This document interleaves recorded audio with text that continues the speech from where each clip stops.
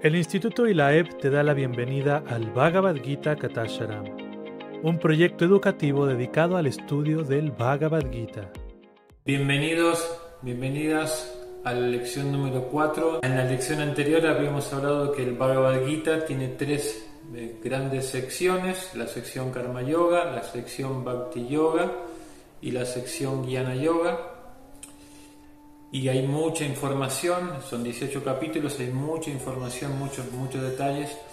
En realidad, por ejemplo, su servidor ya lleva casi 30 años siendo un estudiante disfrazado de profesor y cada año que pasa que me toca intentar transmitir las enseñanzas del Gita a las personas que se suman a los cursos, me doy cuenta de que hay tantas cosas que uno todavía no sabe y que tiene que seguir aprendiendo, o las mismas cosas que uno vio, como el conocimiento es espiralado, las está viendo con otra perspectiva, con mayor profundidad o desde distintos ángulos, y se va enriqueciendo cada vez más y más y más la relación que tenemos con la enseñanza espiritual maravillosa que da el Bhagavad Gita y el Señor Krishna. Entonces, para poder dar la idea de este curso a nivel introductorio es que nos vayamos con la comprensión de 5 temas importantísimos del Gita, los 5 temas más importantes. Srila Prabhupada mencionó que hay 20 temas en el Bhagavad Gita que son sumamente importantes, pero de estos 20 hay 5 que son los más importantes, que entendiéndolos nosotros mismos podemos desarrollar nuestra vida espiritual de una manera concreta, y también poder explicar a otras personas cómo abordar el Bhagavad Gita. Entonces, en esto nos vamos a centrar en el curso. Podemos quizás cuando surjan dudas dar alguna otra información, pero en esto nos vamos a centrar. Y claro, después si queremos profundizar el Bhagavad Gita, tenemos el curso ya grado estudiante universitario, se puede decir. Esto es como curso bachiller, y tenemos el grado ya universitario, que es Bhakti Shastra. Por ahora con esto es más que suficiente para poder entender el Bhagavad Gita. Entonces, estos 5 temas son Atma, o la identidad espiritual, que es específicamente la lección de hoy; Prakriti, la naturaleza material y su funcionamiento; Karma, la actividad y sus consecuencias y la actividad espiritual, el Dharma o Akarma; Kala, el elemento tiempo, cómo funciona el elemento tiempo en este plano y en el plano espiritual; y el 5º tema es Ishvara, la fuente de todo o Dios. Entonces, si podemos comprender estos 5 temas, vuelvo a repetir: el ser, el karma, la naturaleza, el tiempo y Dios, podemos decir que somos bachilleres en el estudio del Bhagavad Gita. Bien, entonces ahora vamos a estudiar el tema de hoy, que es la identidad espiritual. Para esto simplemente tenemos unos títulos de las características del alma, y vamos a ir directamente, voy a ir leyendo. Acá tengo en la computadora los textos del Bhagavad Gita que hablan de estas cualidades. La dividimos en 6 o 7 ítems para poder introducir el estudio del alma. El primer punto: ¿cómo se presenta el tema de la identidad alma en el contexto del Gita? ¿Por qué? Porque después del capítulo 1, cuando Arjuna sufrió la crisis, el capítulo 1 también se llama Vishada Yoga, la crisis del guerrero Arjuna, que la crisis del ser vivo, el ser humano, a través de la cual siente la necesidad de entender la esencia de la vida, ¿no? La esencia de su propósito de vida, la esencia de su Dharma en el mundo material. Entonces, en el contexto de Arjuna era la guerra, como mencionamos, la situación de tener que matar a sus propios parientes. Arjuna, al sufrir esa crisis, decide recibir la guía de Krishna, tomar a Krishna como su maestro espiritual, y asimismo, para poder entender el Bhagavad Gita, en un punto tenemos que llegar a ese mismo nivel de aceptar a Krishna como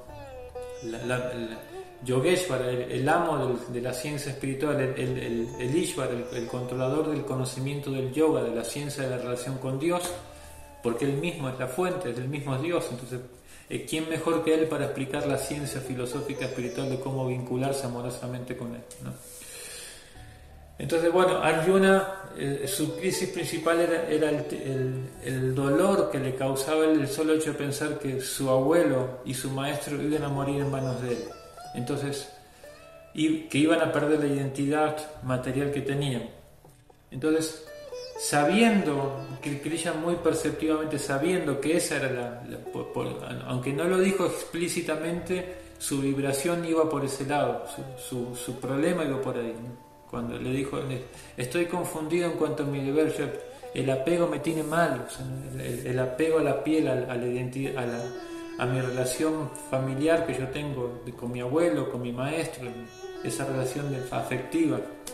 Entonces, en ese contexto es que Krishna decide comenzar a explicar el camino espiritual por entender la verdadera identidad y contrastarla con la identidad temporal, que es la identidad material, ¿no? Entonces, lo primero que Krishna dice es el texto 12 del capítulo 2, ahí es donde empieza en sí la enseñanza de la identidad del alma, y dice: Natue bajan naton nayan natuan nemeyanadipan nachai baba bhavishama sarvayanata param. Y le dice: nunca hubo un tiempo, mi querido amigo Arjuna, en el que tú mismo, yo, ni todos estos reyes, incluidos tu abuelo y tu maestro, hemos dejado de existir. Y entonces le dice: en el pasado éramos individuos, seres individuales con nuestra identidad, como se dice, intocable. Nuestra identidad individual estuvo. Ahora en el presente seguimos siendo individuos, y cuando salgamos de este plano seguiremos siendo individuos. Entonces el alma es eterna. Es el primer punto. Pero no solamente que el alma es eterna, sino que la individualidad del alma es eterna. Este es un punto que Krishna, como dicen acá en México, es un dicho un poco coloquial, pero para entender, no da paso sin guarache, dice, no camina sin zapatos. Krishna sabe por qué decir las cosas, y está también dándole un mensaje a filósofos espirituales ateos. Esto suena un poco raro, pero es así, porque son dos corrientes: los impersonalistas y los nihilistas. Los impersonalistas son los sankaristas, y normalmente los nihilistas son las filosofías budistas. Son muy buenas esas corrientes de pensamiento en cuanto al autoconocimiento, o sea, a cómo neutralizar y pacificar nuestra vida dentro de este mundo. Pero teológicamente hablando, ellos niegan la existencia de la individualidad eterna, ¿no? Y por eso Krishna no solamente lo está calmando a Arjuna en el sentido de explicar que el alma es eterna y que su abuelo no va a morir, sino que le está explicando que no hay tal cosa como estas corrientes de pensamiento las explican, de que la identidad en algún momento se va a fundir con el todo absoluto y va a dejar de ser un individuo. Es muy importante ese texto 12.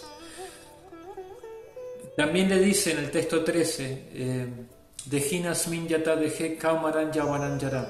Dice: así como el alma estuvo en un cuerpo, tu abuelo estuvo en un cuerpo de niño, tú también estuviste en un cuerpo, eras niño, después fuiste adolescente, después adulto, tu abuelo ahora está en la etapa de la vejez. Cuando el alma se va del cuerpo, el cuerpo se queda, pero el alma no muere. Y una persona sensata en este contexto significa un dira que entiende esta perspectiva de la identidad espiritual, no se confunde.